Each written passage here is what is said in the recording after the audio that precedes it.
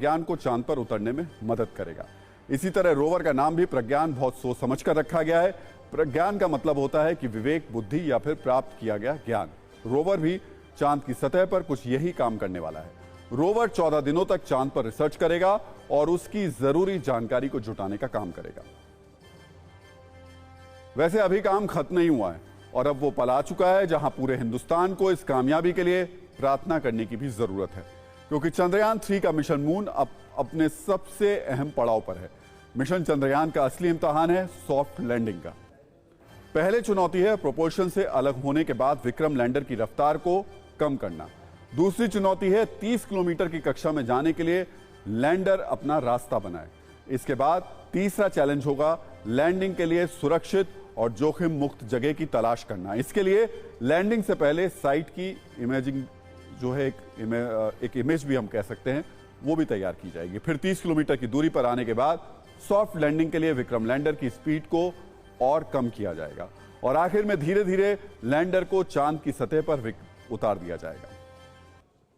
आपको बता दें कि पृथ्वी की चंद्रमा से दूरी 3,84,000 किलोमीटर है। भारत का चंद्रयान 3,83,000 किलोमीटर की यात्रा पूरी कर चुका है और उस मिशन की नाकामी की वजह चांद की सतह पर 500 मीटर की ऊंचाई से लैंडर की हार्ड लैंडिंग बताई गई थी, जो पिछली बार की हम आपको बता रहे हैं। लेकिन इस बार हमारे देश के वैज्ञानिकों ने सबसे सबक लिया और सफल होने का जो मंत्र है उसको निकाला है। चंद्रयान 3 के लिए अब अगले 6 दिनों में कौन से चैलेंज आने वाले हैं उसे भी एक डेमो के जरिए समझते हैं।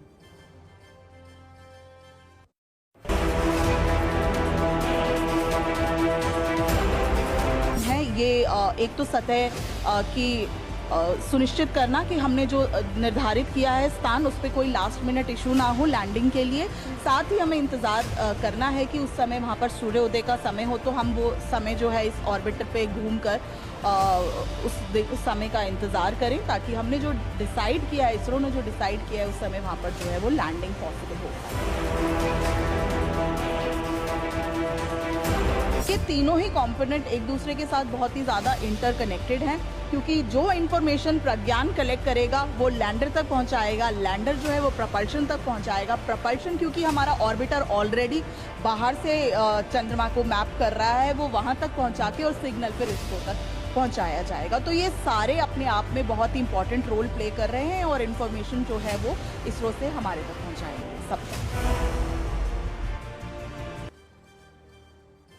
अब आपको स्पेस की उस रेस के बारे में भी बताते हैं जो हिंदुस्तान और रूस के बीच हो रही है। ये रेस है चांद छूने की।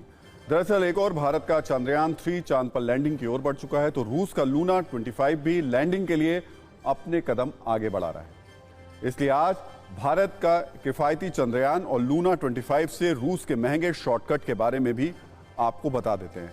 भारत के विक्रम लैंडर की लैंडिंग चांद पर 23 अगस्त को होनी है, जबकि रूस का लूना 25 इससे 2 दिन पहले चांद की सतह पर लैंड करेगा।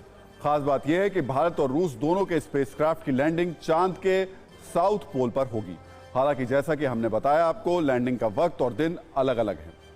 भारत के लैंडर से निकला रोवर 14 दिन तक चांद पर रिसर्च करेगा और जानकारी जमा करेगा, लेकिन रूस की रिसर्च 1 साल तक जारी रहेगी। वैसे बता दें कि भारत के चंद्रयान 3 की लॉन्चिंग 14 जुलाई को हुई थी, जबकि रूस का लूना 25 11 अगस्त को लॉन्च किया गया था।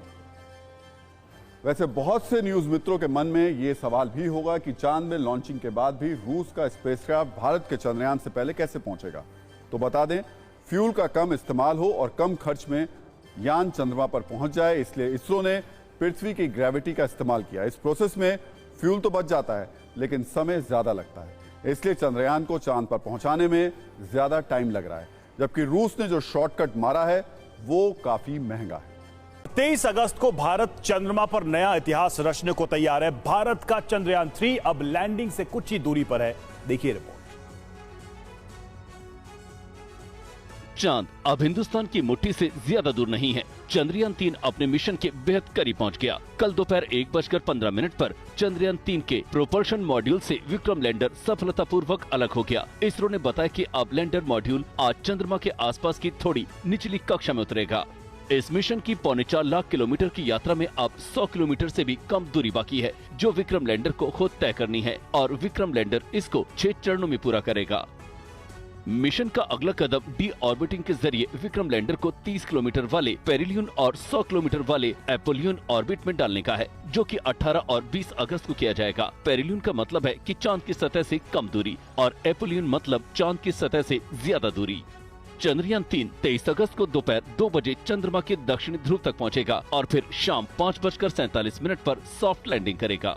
14 जुलाई को चंद्रयान 3 अपने मिशन पर निकला था। अब करीब 40 दिन बाद वो ऐतिहासिक पल आने वाला है जब हिंदुस्तान और हिंदुस्तान के लोग इस कामयाबी के गवाह बनेंगे।